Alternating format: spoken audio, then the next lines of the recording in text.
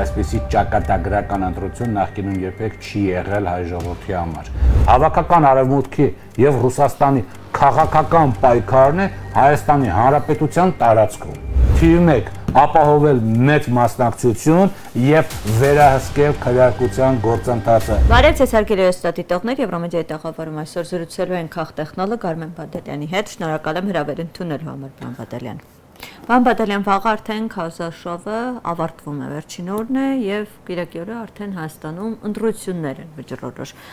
Եթե ամփոփենք ընդհանուր պատկերը, ինչպիսի քարոզարշավեր, օրինակ համեմատած թեկուզ նախորդ տարիների, ավելի թեժ էր, լարված էր իր կարևորությամբ, ով ինչ էր առաջարկում։ Բարև ձեզ, շնորհակալություն հրավերի համար։ Նշենք մի փաստ, այն է, մի եզրակացություն, այն է, այս ընտրությունները էականորեն տարբերվում են անկախ Հայաստանում նախորդ 35 տարվա ընթացքում եղած նախագահական, անցկացված նախագահական խորհրդարանական ընտրությունների հետ, որովհետև այսպիսի ճակատագրական ընտրություն նախկինում երբեք չի եղել հայ ժողովրդի համար, որովհետև նախկինում որոշում էր ով ելնելու իշխանությունը, բայց ընդհանուր պետության զարգացումը վրա դա այդքան չէր ազդելու, իսկ հիմա էականորեն ազդել է, որովհետև մենք գտնվում ենք մի վայրում պետության այդ կոորդինատային համակարգում, որտեղ կախված է ով կհաղթի ընտրությունները, ըստ այդմ էլ պետությունը կզարգանա 180 աշճան տարբեր ուրեմն ձևով։ Հիմա ինչ էր առաջարկում քաղաքացիական պայմանագիրը։ Նա անցյալ տարվա օգոստոսի 8-ից հանգիստ այդ նախաստորագրվելով խաղաղության պայմանագիրը եւ դրանց միասին նաեւ տրիպը, իրանք առաջարկում են հետեւյալ կոնցեպցիան։ Մենք բերում ենք խաղաղություն, իսկ անդիմադիրները հետագայում արդեն հաշվում, իսկ որոշ դեպքերում արդեն այս տարվա գարունը, երբ որ Սամվել Կարապետյանը արդեն ակտիվորեն խաղի մեջ մտավ քաղաքական, նշվեց, որ եռյակը, հիմնական անդիմադիր եռյակը, ուժեղ Հայաստան, Հայաստան դաշինք եւ Բարգավաճ Հայաստան կուսակցություն բերում են պատերազմ։ Այդ կոնցեպցիան գալիս էր շատ սահուն էր գալիս Եվ այդ սցենարը հունիսի 8-ին Բայց ընտրողը վստահում է այդ սցենարին, ընդունում է այդ խնդիրը դա չէ, որ վստահում է թե չէ։ Ես ասում եմ իրենք ինչ սցենարով էին գալիս։ Դեռևս վստահել թե չէ, դա դնում ենք մի կողմ, դա կպատասխանենք առանձին, բայց իրանք սցենարները, ինչ էին իրանք բովանդակային իմաստային տեսակետից ինչ էին առաջարկում։ Եվ առաջարկում են այդ սցենարը, որ մենք խաղաղություն ենք, դրանից բխող բոլոր կետերով, հա, խաչմերուկ ենք, փող ենք աշխատելու եւ այլն։ Եվ եկավ հասավ անգամ մայիսի 8-ից էլ որոշակի ժամանակ ձգվեց այդ սցենարը, բայց տեղի ունեցան նա վարչապետի հետ հանդիպումներ, երբ որ շարքային քաղաքացիներ սկսեցին ավելի առօրյական խնդիրներ բարձրացնել, հա, զոհված ազատամարտիկների անհետ կորած եւ այլն, այսինքն Արցախի պատերազմի հետ կապված, ուրեմն իրադարձությունների հետ կապված մարդիկ սկսեցին իրենց խնդիրները բարձրացնել եւ վարչապետը կորցնելով իր adekvatությունը սկսեց նրանց վրա գորգորալ, կանստացնեմ, ինչի մեռած չես, ինչի դուք չեք մեռել, դուք պետքա մեռնեիք, դուք զզվացեցիք, մի խոսքով էս հա ցանգալը արեցիք, հետո իհարկե փորձեց արտգործնախարարը այդ հարցը ուղղել իբր թե ուրիշներ ուղղված, բայց էությամբ նույնն էր, էլի զզվացեցիք արդեն եւ դրանով պաստոր ինքը ոչ adekvat վարքու կանոն ձևավորելով խախտվեց այդ իր սցենարը եւ պաստորին քանի որ 1 ամիս է կարոզարշավը 1 ամսում մոտավորապես մի շաբաթից ավել ինքը անդադ sense այդ ոչ adekvat իրավիճակներ եւ այդ իսկ այդ ոչ adekvat իրավիճակները իրանց վարկանիշի վրա ինչպես բացասական թե բացասական, չէ, բացասական ասեմ, որովհետեւ ինքը ասում է օրինակ ես այսպես շատ հաճախ այդպես էր կարոզարշավի ժամանակ ասում եմ ես այսպես հա հախուռն հայտարարություններով փորձում եմ նաեւ հանրության մոտ էմոցիաներ առաջացնել։ Չէ, այդպես չէ, ինքը դա ուղղակի փորձեց խուսափնավել եւ փորձեց ծածկադմփոց անել այդ ոչ adekvat պահվածքը։ Իբր թե դա կանխամտածված է եղել, չէ, դա կանխամտածված չի եղել։ Դա երևում է որ սցենարը ինչու է երևաց, որտեւ դրանից հետո ինքը այլոց չկարողացավ առաջ տանել խաղաղություն պատերազմ այդ սցենարը։ Դա օգտվեց դրանից իհարկե ընդդիմությունը եւ փաստացի ինչ տեղի ունեցավ դրանից հետո արդեն վարչապետը սկսեց հիմնականում գբռնեմ, կնստացնեմ, տվեք ինձ մանդատ նրանց բան տարկելու եւ այլն, այսինքն լրիվ ուրիշ սցենար առաջ քաշեց, նախկին ներկայիս սցենարը մի քիչ այլ տարբերակով, բայց սա 2021 թվականը չէր եւ երկրորդ նախագահի եւ վարչապետի ոնց որ երկուսի մենամարտը չէր, այն ժամանակ երկրորդ նախագահան բավականին բարձր, վարկանիշը բավական աճել էր, բայց մեծ հակավարկանիշ ուներ, դա օգտվեց, դա աշխատեց այն պահին։ Հիմա նախկին ներկա թեման այլևս չաշխատեց, վարչապետը իր ամբողջ քարոզարշավը գբռնեմ կնստացնեմ եւ այլն, դրա վրա կառուցեց, խաղաղություն, պատերազմը անցավ մի կողմ, բայց երբ որ դու 8 ամիս, մոտավորապես մի սցենար ես անում, հետո խափանվում է, դու երկու շաբաթվա մեջ ինչ որ նոր սցենար ես անում, դու արդեն որը չաշխատող է, որը քեզ արդեն ձայն չի բերելու, այ դրանով կարող իր վարկանիշային անկումը տեղ ունեցավ, որովհետև նախ իր ոչ adekvat պահվածքը բավականին տատանվող ընտրազանգվածի մոտ բացասական ազդեցություն թողեց, եւ երկրորդը, երբ որ դու օգտագործես մի սցենար, որը քեզ ասենք առօրեական չէ, դա քեզ լրացուցիչ ձայներ չի բերում։ Ինչ ուներ, դու ուներ, մի բան էլ կորցվեց, ասենք տատանվող ընտրազանգվածը որ պիտի գար, մնաց արդեն չեկավ։ Հիմա այս պահի դրությամբ վարչապետը ու ստանալու է այն ընտրազանգվածը, որը գնում է իրոք Նիկոլ Փաշինյան կերպարի ետևից, դիտելով Նիկոլ Փաշինյանին որպես փրկիչ եւ այլ, այսինքն որպես ինքը կերպար ունի եւ այդ կերպարի ետևից գնում է։ Շատ չէ զանգվածը, բայց ամեն դեպքում կա այդ ընտրազանգվածը։ Գումարած այն ընտրազանգվածն է, որը միշտ իշխանության համար աշխատում, կապ չունի, թե որ իշխանության։ Դրա լավագույն օրինակը դուք տեսնում եք, ասենք, կան որոշ երկրապահներ, որոնք այս վերջերս իրենց որոշակի համայնքապետեր համայնքապետեր կարող փոխված են, բայց ամեն դեպքում խոսքը չի Սյունիքի համայնքապետերին, դա ձեր բերած օրինակն է, բայց ուրիշ տեղերում կարող է փոխված լինել։ Ես ասում եմ, ասենք որոշ կառույցների ղեկավարներ ունեն երկրապահ, որոնք վստահ եղեք նախկինում էլ մինչև 18 թիվը իրենց այդպես են դրսևորել այն ժամանակվա անդիմության նկատմամբ։ Նրանք միշտ իշխանության կողմնակիցներն են, ոչ միայն այդ երկրապահ, կան շարքային քաղաքացիներ, որ միշտ իշխանության կողմնակիցներ են, այսինքն այս երկու առաջին վարչապետի, երկրորդ ուրեմն միշտ իշխանության կողմնակիցները, երրորդ արևմտամետ ընտրազանգվածի մի մասը գնալու է ի վերջո ԿՊ-ին ձայն տա, որտեվ ոնց որ ասում եք քիչ շատից հիմա հակառուսականության գիծ կա, իսկ իրանց հակառուսականությունը դուր է գալիս, ճիշտ է, ինչ շնակում վարչապետը իր հայացքներով, աշխարհայացքով արևմտամետ չէ, նա արևմտամետ չէ,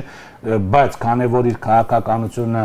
ամեն դեպքում Հայաստանի Եվրոմիություն դեպի արևմուտք է, դրա համար ձայն կտան, ոչ ամբողջովին, բայց արևմտամետ ընտրազանգվածի մասը, սա 3 վարչական ռեսուրսը կարող է աշխատել, ասենք տատանվող ընտրազանգվածի վրա կարող է որոշակիորեն հատկապես գյուղական վայրերում կարող է իր ուրեմն վրա ազդել, հոգուտ իրեն աշխատել, շատ չէ, բայց այնուամենայնիվ եւ ինչ որ չափով կարող է նրա օգտին լինել նաեւ երկրորդ նախագահի բավականին իհարկե թուլացած, բայց այնուամենայնիվ հակաընտրազանգվածը, որը չի ուզում, որ երկրորդ նախագահան գա իշխանության,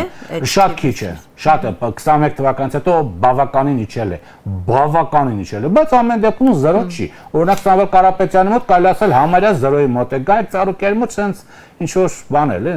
թվային թեթևակի բան է։ Այս 5 ընտրազանգվածների վրա ինքը կարող է հույս ունենալ, որը հաստատ 50% չի կազմում։ Սա Իրանը։ Պարոն Բադալյան, դա անդադ խոսում ենք միայն իշխանությունից, բայց այնտեղ 18 ուժեր կան։ Հիմա մյուսներին անդրադառնալու փոքր ուժեր ու ինտիմատիվ մեծ ուժեր։ Հիմնական ընդդիմադիրները ընտրություններում այդ փոքր ուժերը, այսպես որ առանձին մասնակցեցին, ինչ դեր է կատարում։ Հեսա դրա մասին կասեմ, սա իշխող քաղաքական ուժ է։ Մենք ներկայացեցինք իր ուրեմն ամբողջը դրական բացական կողմերով։ Իր հիմնական մրցակիցները արդեն գաղտնիք չէ, դա ուժեղ Հայաստան դաշինք եւ Բարգավաճ Հայաստան կուսակցություն հիմնական եռյակն է, հիմնական մրցակից ուժերն են։ Հիմա նրանց մոտ ինչ հաջողվեց եւ ինչ չհաջողվեց։ Նրանց մոտ հիմնական չհաջողված մասը դա այն ապագայի տեսլականի բացակայությունն էր։ Նրանք լավ կետեր ներկայացնում են բավականին ընտրական տեսակետից, տնտեսական տեսակետից եւ այլն, ընդհանուր եթե վերցնում եք առանձին կետեր, այո, նրանց մոտ բավական հաջողված կետեր կան, որ ներկայացնում են, որոնք կյանքի կոչելու դեպքում Հայաստանը, այս կամ այն ոլորտում հաջողություն կունենա, բայց երբ որ ԿՊ-ն էր ներկայացնում, ինքը խաղաղություն էր ներկայացնում, հա, ինչ որ լավ կյանք, հաջողություն, հարևանների հետ հաշտ ու համերաշխ, ազգային ինչ որ, հա, ոչ մի հարց չպետք է լինի, բայց իդեպ ասեմ, ԿՊ-ի ներկայացվածի դեպքում Հայաստան ինքնին օբյեկտ չի լինում, Հայաստան ոչ միայն սուբյեկտ, այս օբյեկտ, որ հիմա մենք օբյեկտ ենք, այս օբյեկտներ չի լինում, ինքը իջնում է դեպի թրիպ, այսինքն ամբողջ հանրապետությունը վերածվում է մի մեծ թրիպի։ Իդեպ այսօր նայած ստորագրեցին։ Ինչու հենց այսօր։ Դա էլ նախընտրական կամպանիայից է բխում, որպեսզի ցույց տան, որ տեսեք, մենք արդեն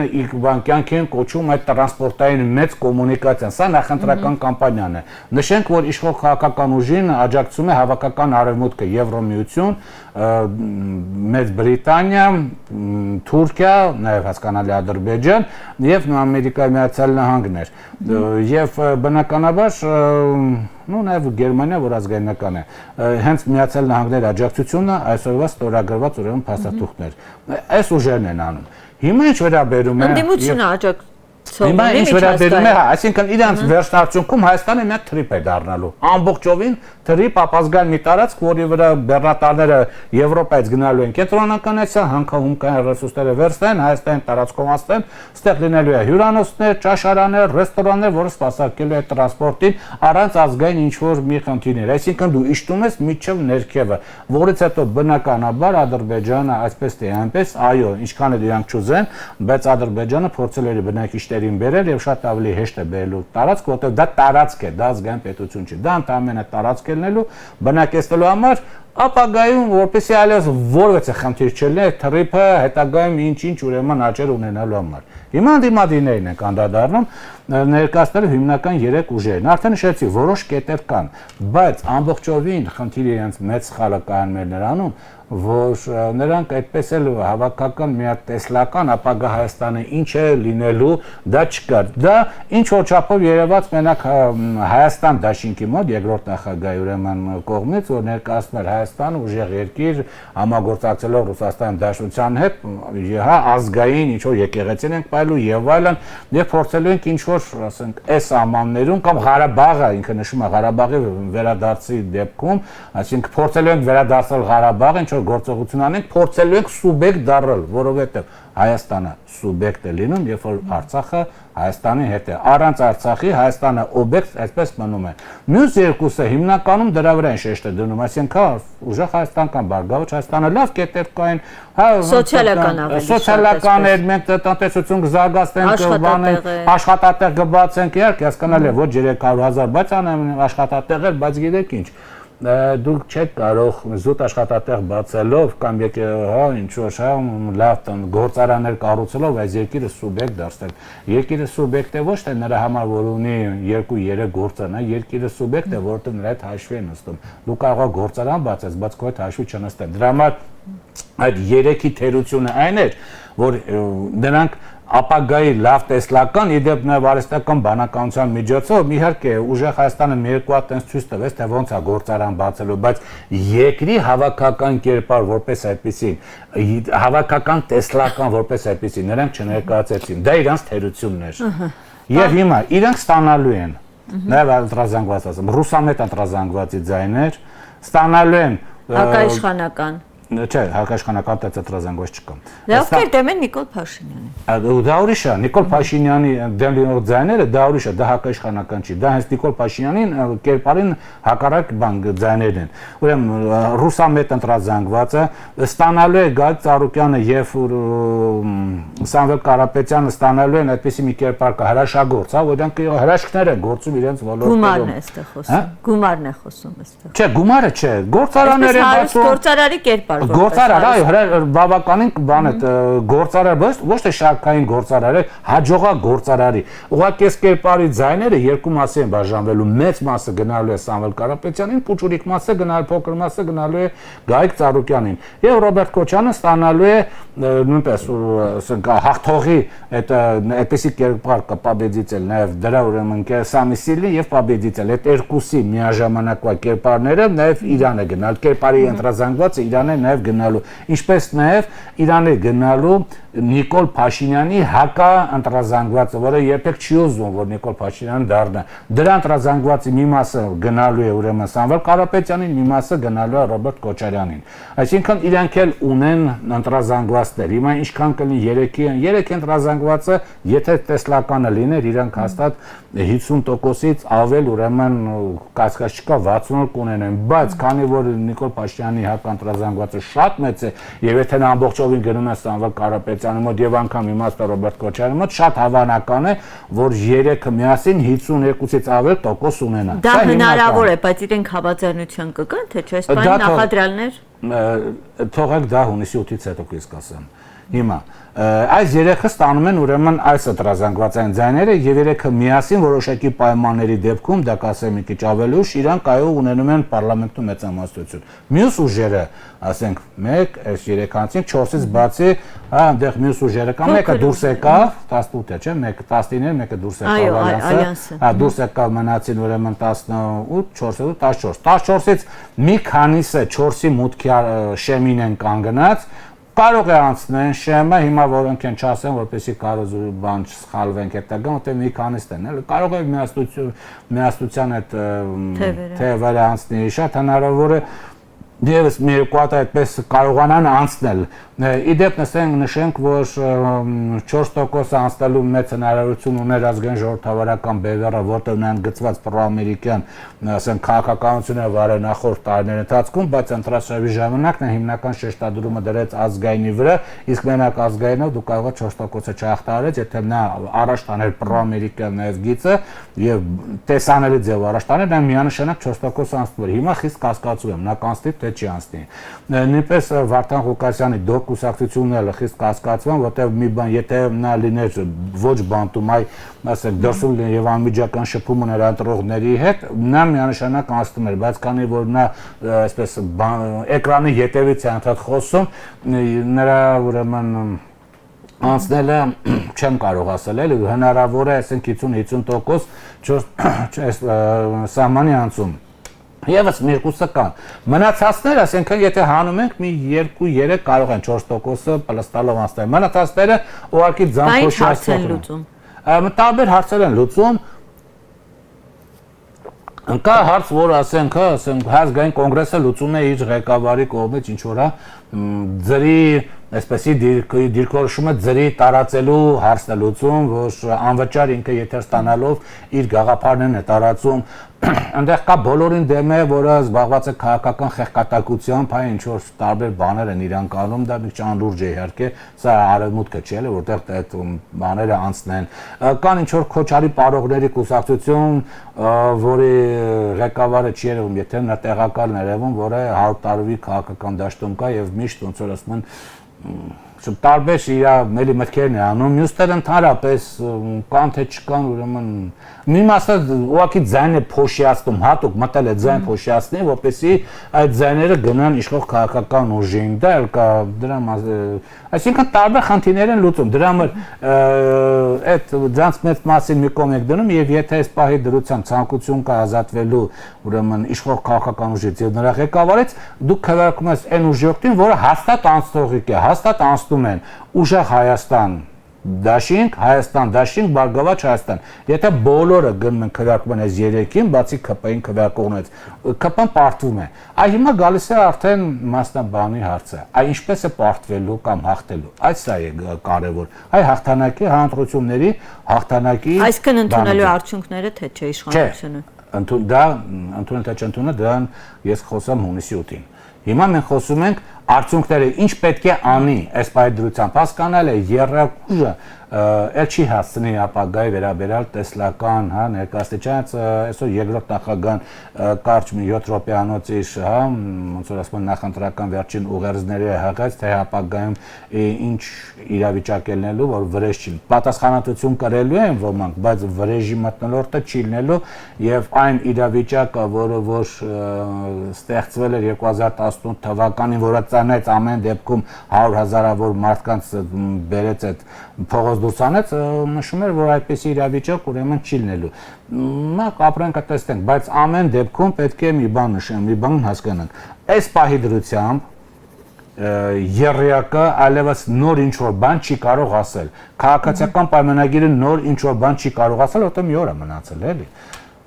Եվ հիմա հաղթանակը, որ հարցնում ենք, ինչով էր սա տարբերում նախորդ ընտրությունից։ Ոչ միայն պետությունը 180 աշճանի աճ ու ձախա գնալու, այսինքն դուք պատկերացեք, Հայաստանը գտնվում է միջնամասում, այստեղ օբյեկտ է։ ԿՊ-ի հաղթանակի դեպքում նա իջնում է եւ դառնում է լրիվ թրիփ, երրակի հաղթանակի դեպքում նա շանս է ունենում բարձրանալ, դառնալ սուբյեկտ, եթե Արցախի հետ կապված ուրեմն հարցերը լուծում են ստանում, իսկ դա այդքան բարդ խնդրեմ չի։ Այսինքն դուք այս միջնամասում եք, ներքև եք իջնում կամ վերև եք բարձրանում։ Սա մեկ ճակատագրական տարբերությունը նախորդ ընտրություններից։ Եվ երկրորդ, փաստենք, որ ի տարբերություն նախորդ ընտրությունները, որտեղ դարձի ուժերը սենց թակում մի քիչ չերևացող ուրեմն խառնվում էին, ասեն, գործերին կամ միջամտում են գործերին։ Ներկայիս այս ընտրությունները կարող ենք անգամ փաստել, որ դա ոչ հայաստանյան գործընթաց, այսինքն դա աշխարհակահաղական երկու կենտրոնների, հավաքական արևմուտքի եւ Ռուսաստանի քաղաքական պայքարն է Հայաստանի Հանրապետության տարածքում։ Այս է շատ կարևոր տարբերությունը նախորդ ընտրություններից։ Այդ երկու ուժերը պայքարում են Հայաստանի Հանրապետության տարածքում իրենց աջակից ուրեմն իշխանություն ձևավորելու համար, որովհետև սա միայն Հայաստանի իշխանության ձևավորման հարց չի։ Ով տիրում է Հայաստանում, նա հաղթում է, պարտվողը հեռանում է։ Սա շատ կարևոր է։ Նախկինում, երբ որ եւ երկրորդ նախագահի եւ երրորդ նախագահի դեպքում, հաղթանակի դեպքում երբ որ իրանք եկել են իշխանություն, արևմուտքը չի հեռացել։ Հիմա խնդիրներ կան, որովհետև եթե արևմուտքին հաջողվում է վերցնել Հայաստանը, պահել իշխանությունը, վերցնել Հայաստանը, մի մեծ տարածաշրջան, հարավային Կովկաս, կենտրոնական Ասիա, ամբողջովին անցնում է, նաև Սևծովը անցնում է արևմուտքի հսկողության տակ, Աբխազիայից մինչև Ղազախստանի արևելյան սահման, որով իրանք արդեն